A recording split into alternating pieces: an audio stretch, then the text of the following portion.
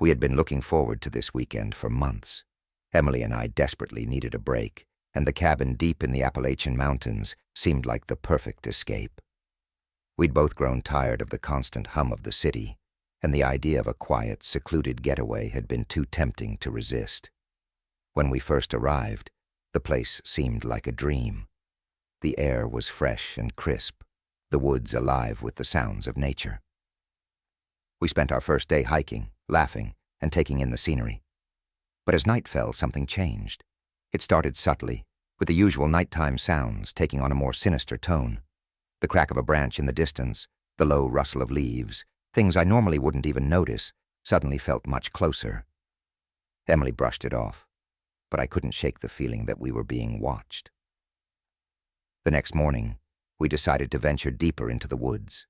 A pamphlet in the cabin mentioned a waterfall that sounded perfect, a hidden gem tucked away in the forest. But the further we went, the more the trees seemed to close in around us. The air grew damp, the light dim. It was when we reached a bend in the trail that I first saw it. A figure, tall, gaunt, barely visible through the thick underbrush. It was standing just off the trail, motionless. I stopped, grabbing Emily's arm. She followed my gaze, but by the time she looked, it had disappeared.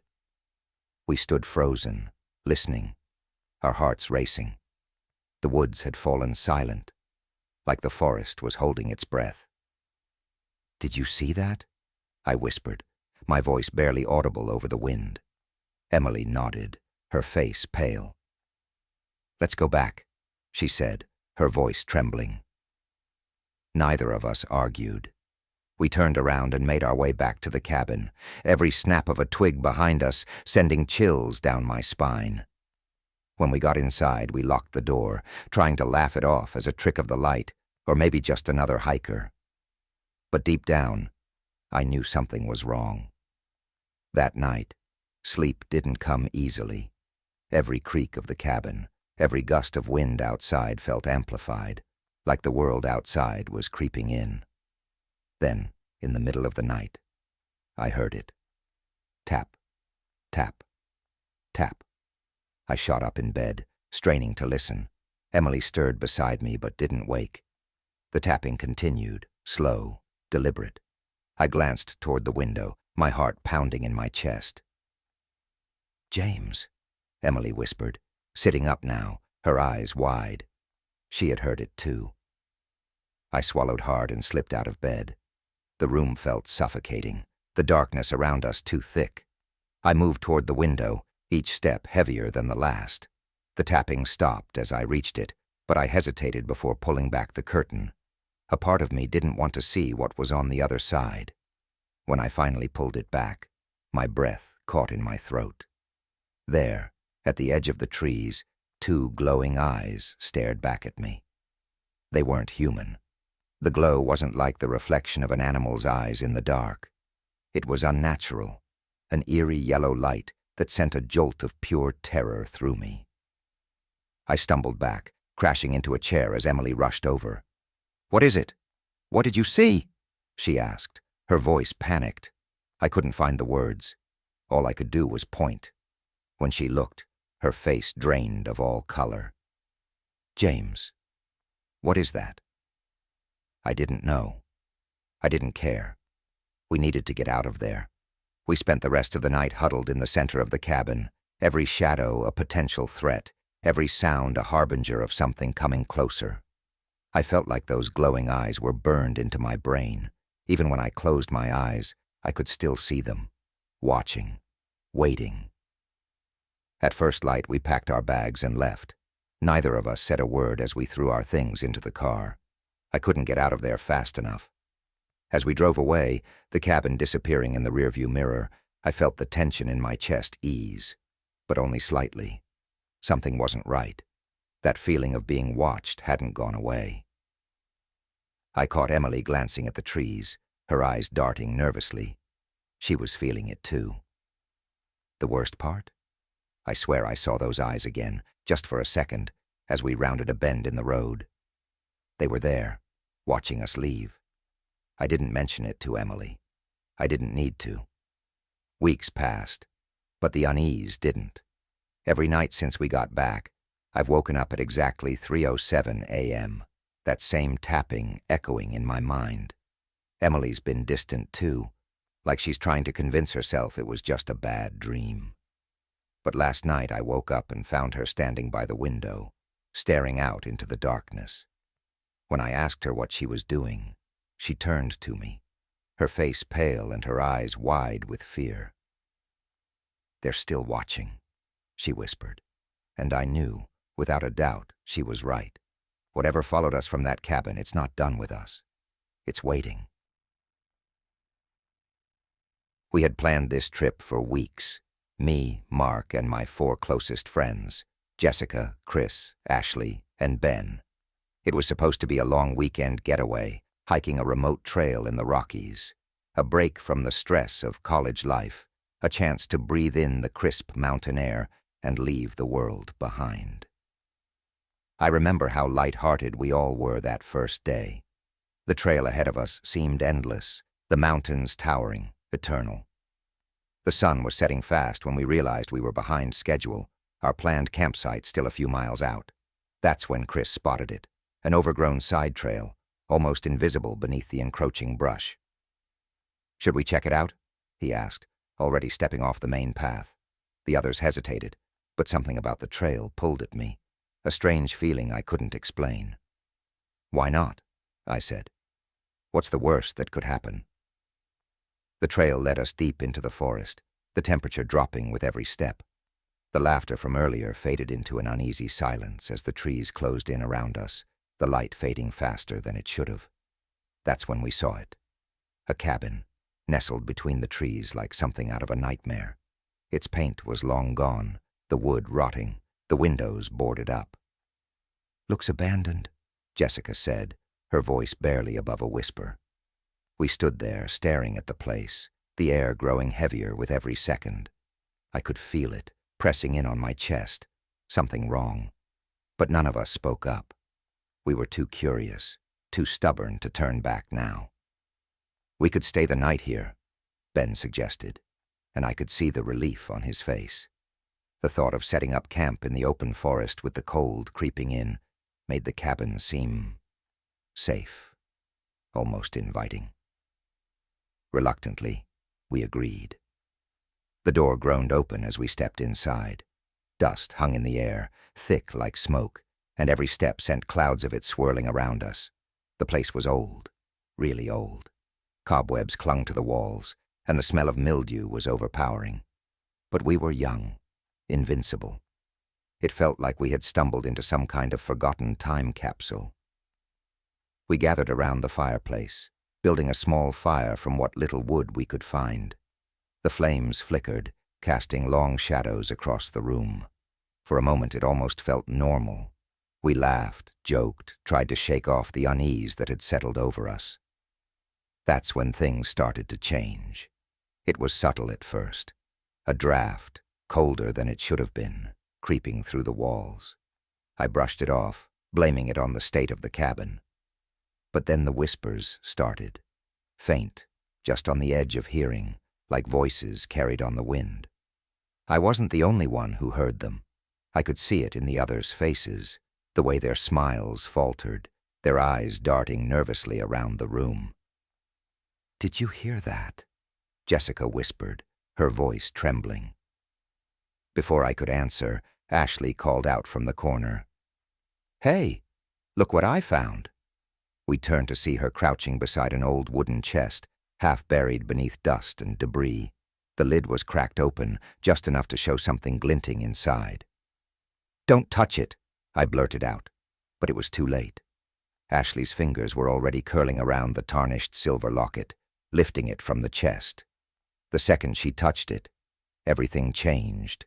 A blast of icy wind tore through the room, snuffing out the fire and plunging us into darkness. I heard Jessica scream, felt someone, Chris maybe, grab my arm, and then the footsteps. Heavy, deliberate, coming from upstairs, each one a thunderous echo that sent my heart into my throat. We froze, too terrified to move. The footsteps continued, slow and steady, pacing back and forth above us. Whoever or whatever it was didn't seem in a hurry. "We need to get out of here," Ben whispered, his voice shaking. No one argued. We stumbled toward the door, the darkness pressing in on all sides, those footsteps still echoing above us. The cold was unbearable now, like it was seeping into my bones, pulling me down into something darker than I could understand. Finally, we burst out of the cabin, tripping over each other in our panic. We didn't stop running until we hit the main trail, lungs burning, legs aching, hearts pounding. Only then did we look back, but the cabin was gone. I don't know how long we stood there, staring at the empty space where the cabin should have been, the weight of what we'd just experienced crashing down on us. We didn't talk about it. Not then. Not ever. We hiked through the rest of the night, the forest around us deathly quiet. The sun was just beginning to rise when we reached the car, our legs weak from exhaustion, our minds reeling. We left the Rockies that day, swearing never to return. But the cabin, it's still out there. I can feel it, lurking just beyond the edge of memory, waiting. And the locket. Ashley still has it. She says she tried to get rid of it, but every time she throws it away, it reappears. The footsteps. Sometimes I hear them late at night, pacing just outside my door. We thought we'd escaped, but whatever was in that cabin, it never let us go.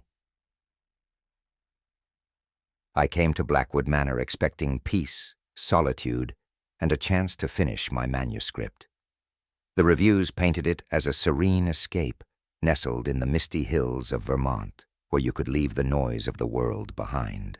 It seemed perfect, a quiet, historic bed and breakfast with breathtaking views, old-world charm, and plenty of space to think. That's all I wanted, really. To think. To write. I checked in late afternoon, greeted by Mrs. Hawthorne, the innkeeper, a kind woman with a welcoming smile and a slight tremble in her voice as she showed me to my room. The attic room. It had a slanted ceiling, a large four-poster bed with thick velvet curtains, and a small window overlooking the fog-covered gardens below. It was cozy, or so I thought at first. That first day, I felt a sense of calm. My writing flowed effortlessly, the words filling the pages without struggle. I barely left my room, immersing myself in my work. When the evening came, I felt a strange heaviness in the air. Not unpleasant, just dense, like the house itself was watching me. But I brushed it off. Maybe it was the old manor's creaking bones settling for the night. That first night was when the real strangeness began. I was lying in bed, drifting towards sleep, when I heard it, faint at first, like a distant sound carried on the wind. Laughter. A child's laughter.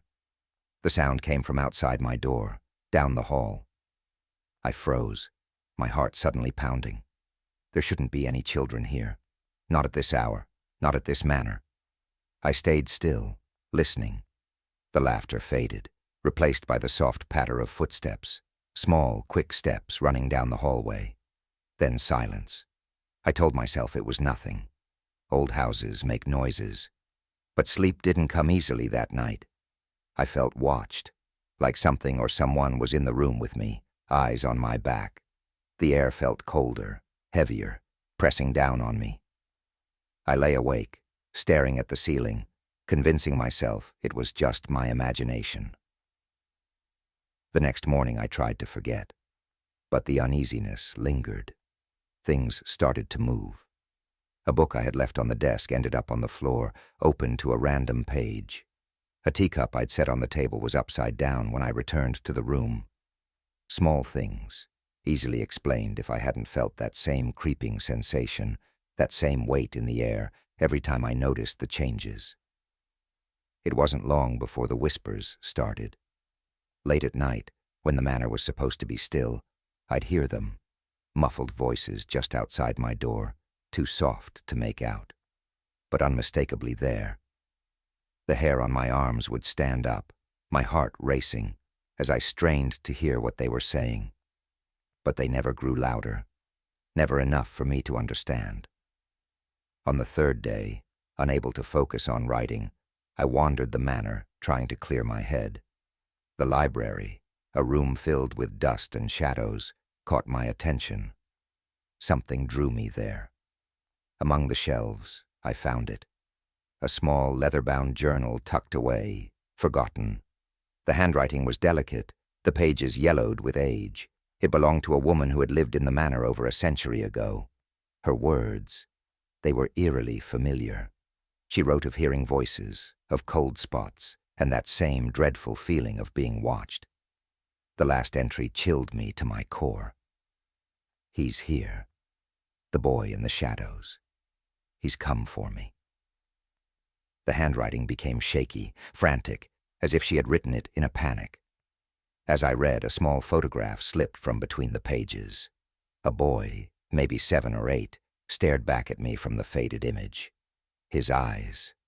God, his eyes were too intense for a child. They burned with something dark, something I couldn't put into words but felt deep in my bones. I couldn't shake the feeling that I had seen him before, that he had seen me. That night I didn't bother trying to sleep. I stayed up, pacing the room, the weight of the journal's words pressing down on me. The boy in the shadows.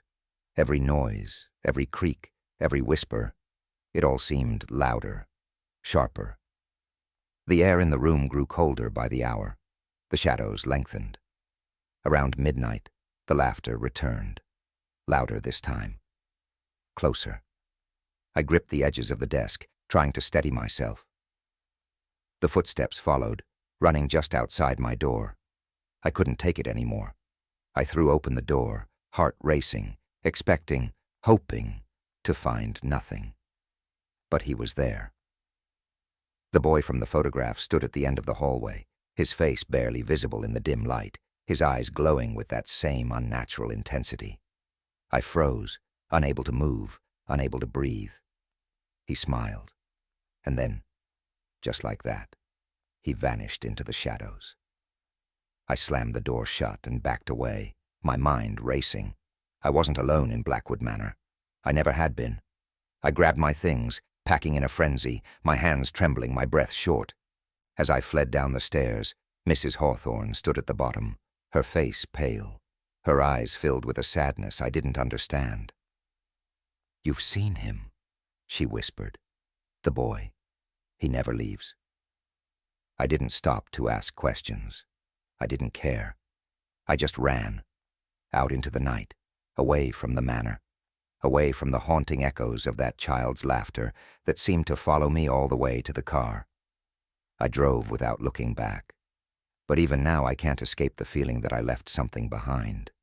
Or worse, that something followed me. Some places aren't meant to be disturbed. Blackwood Manor is one of them.